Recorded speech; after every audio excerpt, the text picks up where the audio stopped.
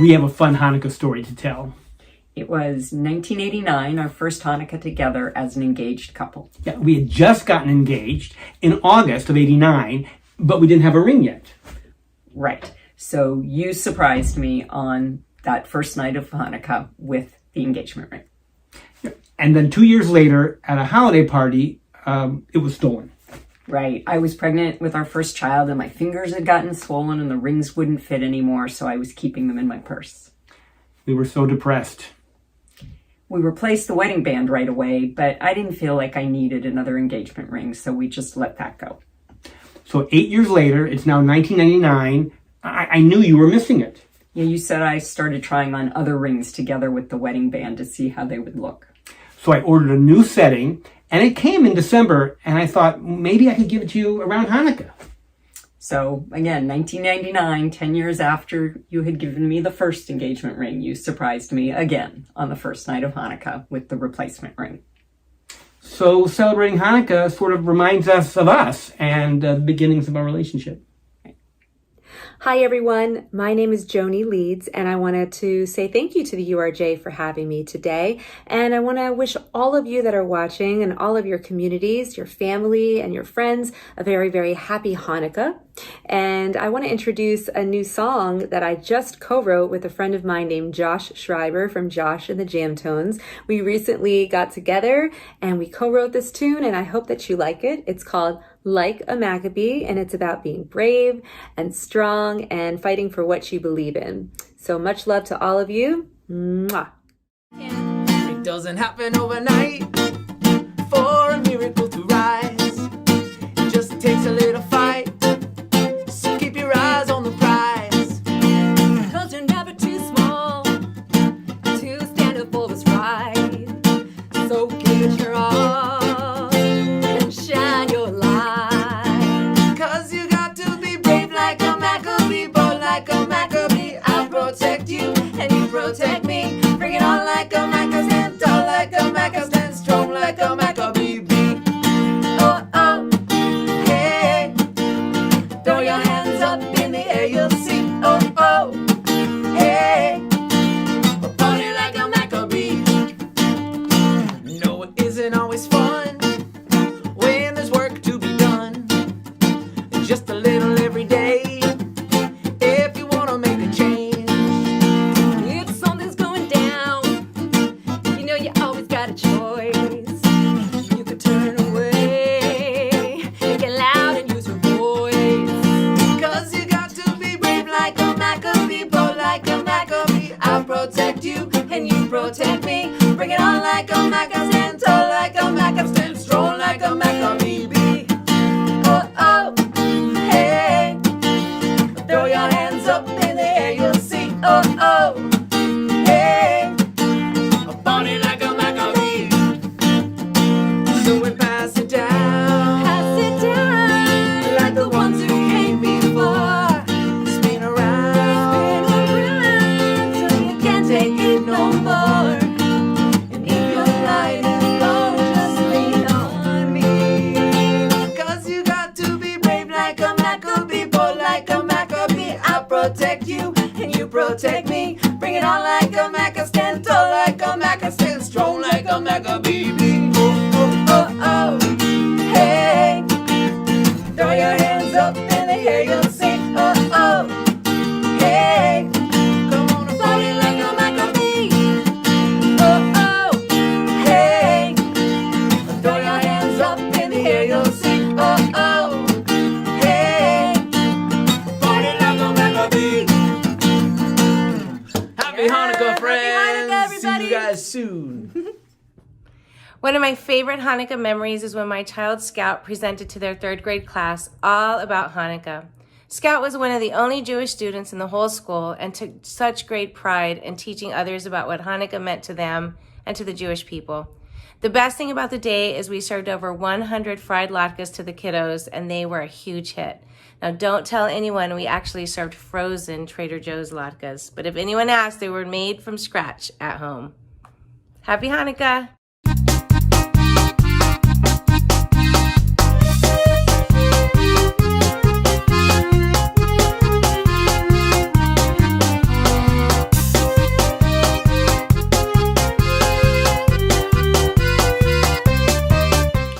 my favorite Hanukkah memories is from my freshman year of high school. My Temple youth group had a Hanukkah event where they got menorahs, shaped donuts, and we played dreidel, and we watched a movie, and we ate gelt. And this was right as I was getting into Jewish youth groups.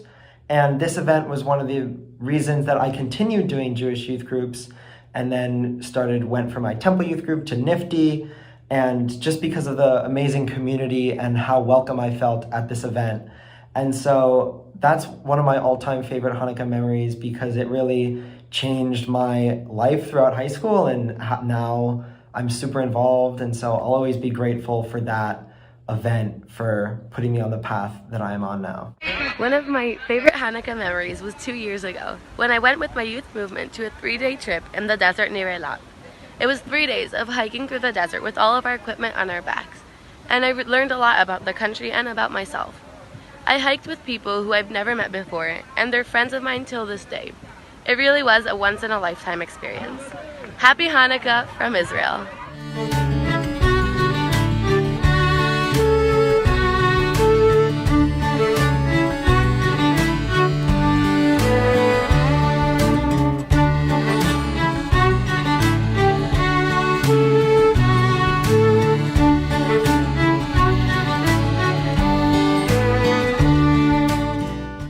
Chag Sameach and Happy Hanukkah. My name is Cantor Aviva Colette Marer. I am a B'nai Israel Jew from India.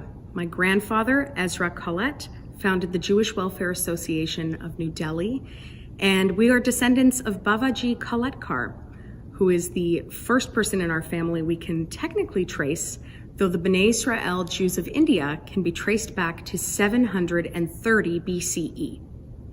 730 BCE. That means that the B'nai Israel Jews of India left the Holy Land before the miracle of the oil. So what does that mean? It means that the B'nai Israel Jews of India did not know what Chanukkah was. The B'nai Israel continued their Jewish traditions, saying the Shema and not working on Shabbat, even though there was a 6-day work week in India. They kept kosher, and it wasn't until the late 17th century when a merchant from Aleppo by the name of David Rahabi arrived in India because he had heard there were Jews there. He spent time filling in their Jewish knowledge and taught them about all the things they did not know, considering how early they had left the Holy Land. Well, it's hard to teach an old dog new tricks. My great-grandmother did not believe that Hanukkah really existed. She actually thought that perhaps it was made up in North America in order to keep up with other holidays that encouraged gift giving. That said, my family and other B'nai Israel families grew up in India lighting a special oil lamp. It was a brass lamp with 8 little glass cups that were filled 3/4 of the way with water, 1/4 with vegetable oil, and they added a floating wick so as to be able to light the Hanukkah lamps. Of course, there was a shamash that was elevated on the brass candle holder as well. So, on behalf of the Indian Jewish community of North America, Chag Sameach, Happy Hanukkah.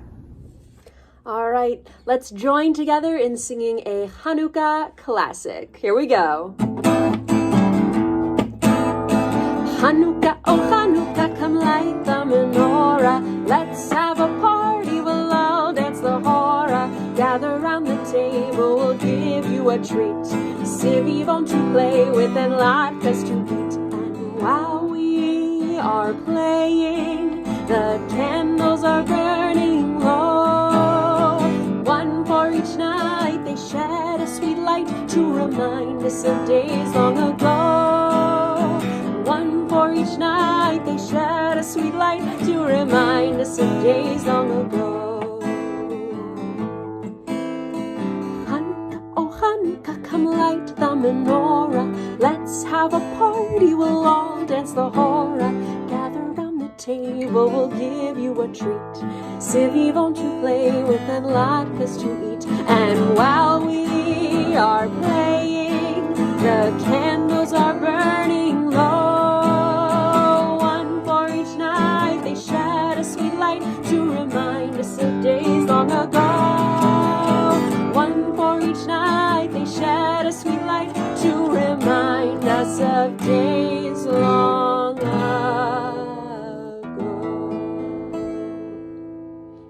Happy Hanukkah.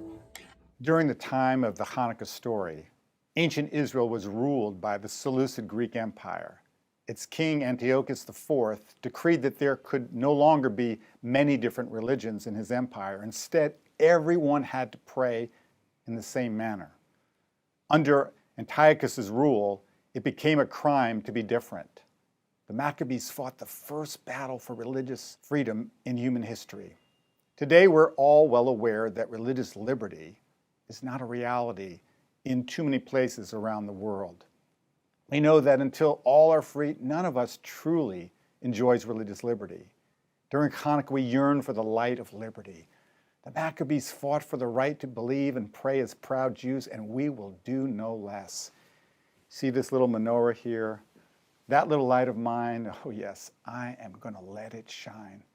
In 1993 in Billings, Montana, the light almost went out.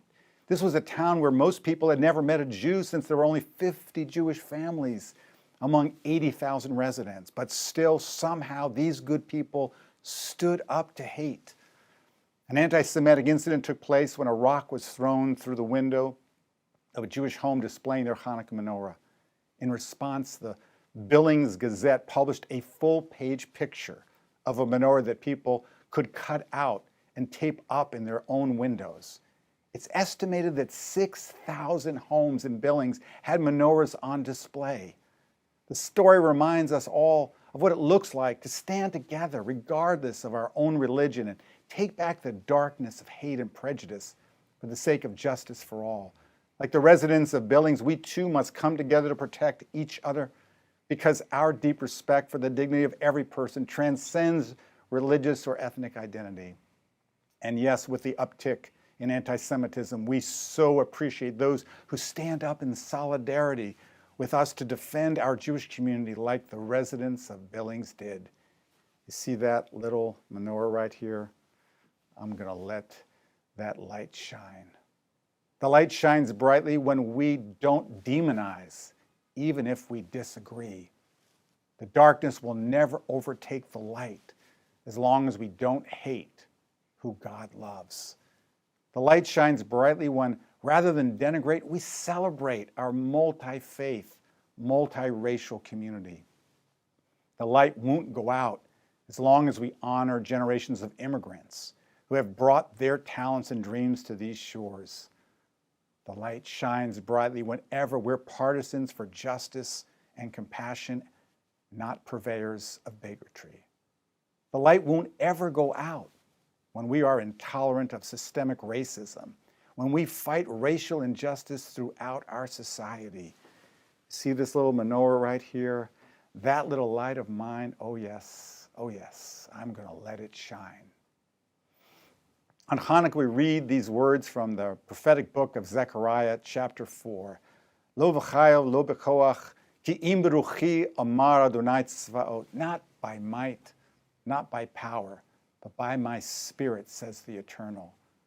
It's not that we don't wield power. We do. But the power we have, the enormous strength we possess, is felt so deeply throughout our reform movement. It is God's Spirit that animates our principled stand against those who threaten to extinguish the light. 2,000 years ago, two ancient rabbis had a famous debate about the correct way to light the menorah. Shammai said, on the first night you light all the candles, and then each night thereafter you take away one of the lights. Hillel said, oh no, that's just wrong. You start with one candle, then each night you add to the light. As usual, Hillel won the argument. The principle is ma'alin b'kodesh ve'ein moridin. We always increase the holiness. We never, ever decrease. Our presence together as Reformed Jews across North America testifies that we will not ever let the light go out. You see this little menorah right here? That little light of ours, we're going to let it shine. Chag Sameach, Happy Hanukkah. Once upon a time, There was a father and daughter who went on a trip together because they often traveled together. This was a very special bond, and this father and daughter loved spending time together, whether it was a long trip visiting family members or just a short trip around the corner to pick up fudgesicles or popsicles. Now, during these trips, they would talk and share details of their lives, and sometimes they would share small, funny details of something that had happened that morning, and sometimes they would share deeper stories and deeper thoughts, but no matter what, they always spent this time connecting as father and daughter. But it came to pass that one day they were on a trip together, and they realized something was wrong with the bolt of their wagon. They also realized that Hanukkah was about to start, and they needed to get home to light the menorah. So they weren't sure what to do. But amazingly, a farmer was there. And they explained what had happened, and they explained that they needed to get home in time to light the menorah for Hanukkah. And the farmer said, "Well, I'm willing to do anything. What is it that you need?" And it became clear to the father and daughter that a bolt was what they needed to fix their wagon. So the farmer goes and he grabs the bolt and he brings it back. And he starts to watch as the father and daughter were laughing and reminiscing while they were fixing their wagon. However, the bolt didn't work and they needed a wrench. So they called the farmer over and said, "Can we possibly borrow a wrench?" And he said, of course, I'll do anything. So he goes and he gets the wrench and they bring it back. And once again, the farmer's watching this father and daughter laugh the whole time and have a great experience of it, which is not the case when most people are stuck on the side of the road and they have to fix something. But this was a wonderfully special bond. But alas, the wrench didn't work. And they noticed that everything was stuck and they needed some oil. And they asked the farmer if he had some oil, and the farmer said yes, and he goes and he gets the oil and he brings it back, and he says, "I told you I would give you anything." And it didn't work. And then the farmer says, "I've been watching you this whole time, and when we started, I told you that I would give you anything, and I still would. You asked for a bolt, and I gave you the bolt, and you asked for a wrench, and I gave you the wrench, and you asked for the oil, and I gave you the oil. But I'm realizing that there is one thing you didn't ask for. You never asked for help." And with that, the farmer bent down, and the three of them worked together, and they fixed the wagon, and off the father and daughter went, and yes, they made it home in time for Hanukkah to light the candles and spread light in their home. And it just sort of goes to show you that you never know until you ask. Who knows? This guy might have worked for AAA. But either way, he was willing to give them anything, and the best thing that he could have offered was help. So on this Hanukkah, I hope we are all courageous and brave enough to always ask for help. And not only that, may we also be the ones that are asked for help and always say yes. Whatever you need, let me help you. Happy Hanukkah. May your days and your holiday be filled with so much light. Thank you.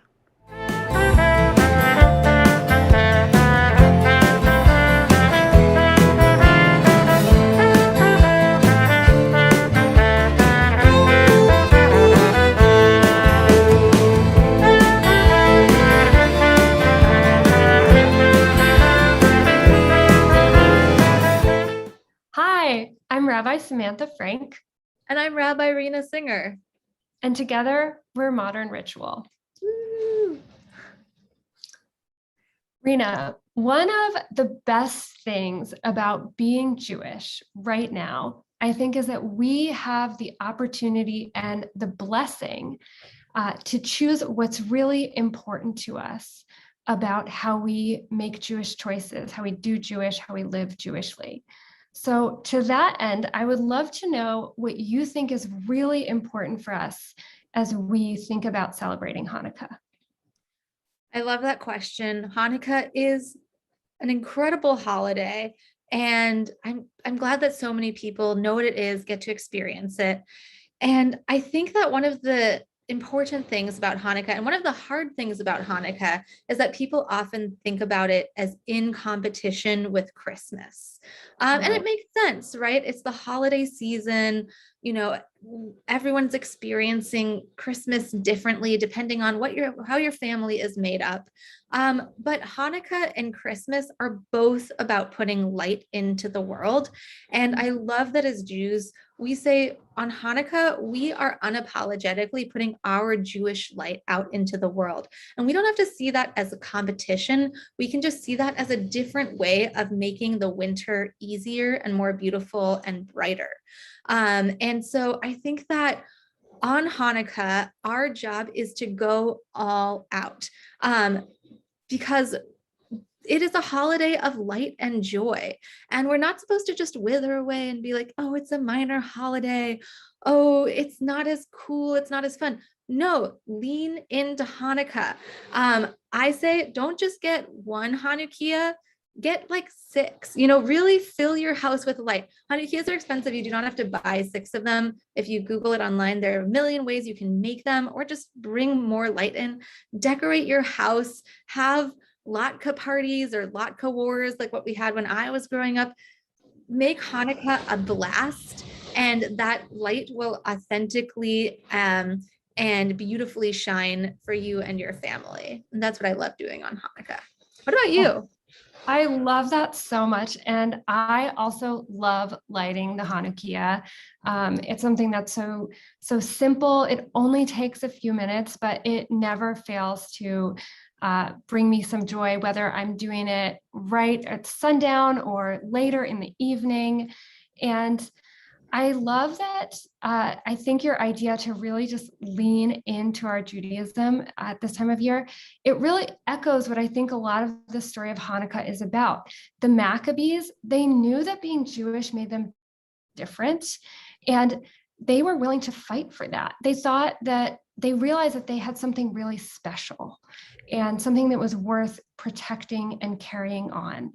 And it's true, we might not always want to go to the same extremes that they went to, but carrying on the tradition of celebrating and really being proud of our Jewishness, I think is one of the beautiful ways we can blend the ancient origins of this holiday and who we are today.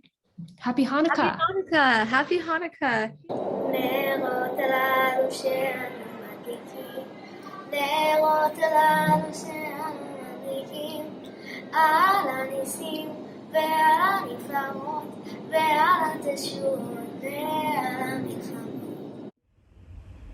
Once there was a family who lived in Canada, and every Shabbat morning they would go in the woods behind their house for a walk. This walk gave them the chance to share everything that was going on in their lives with each other, especially the things that they were grateful for. This family was made up of 5 people. The youngest was just a baby. He didn't know how to ask questions yet, but he was still curious about everything around him. The middle, a 9-year-old, was just as curious as the baby, but she did know how to ask questions, so she talked a lot more. And the eldest, a 14-year-old, sometimes felt stuck between being a kid and being an adult, but she always got through it with the help of her family.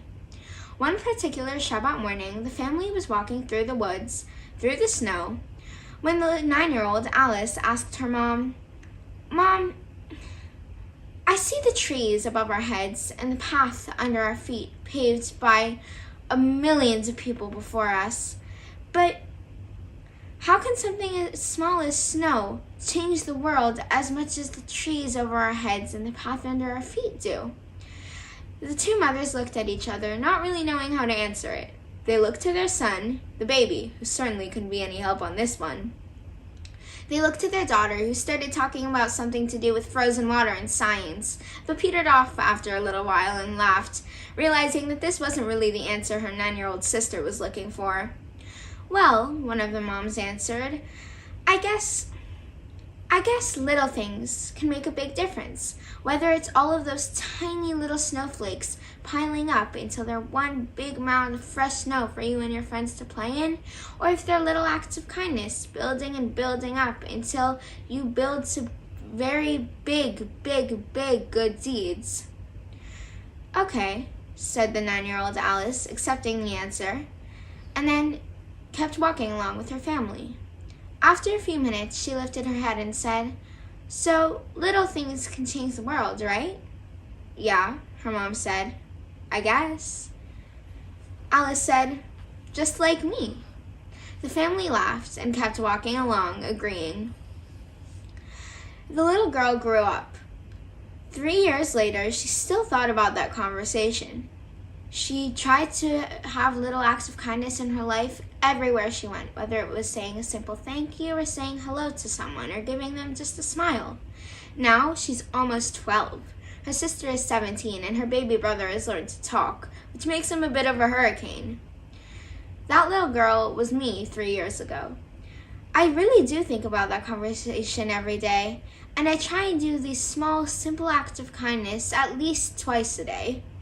And it helps me feel like a better person, and it also helps the people that I do the little acts of kindness to. And being a good person, being a mensch, has really changed my life. I hope that you all choose to do the same thing.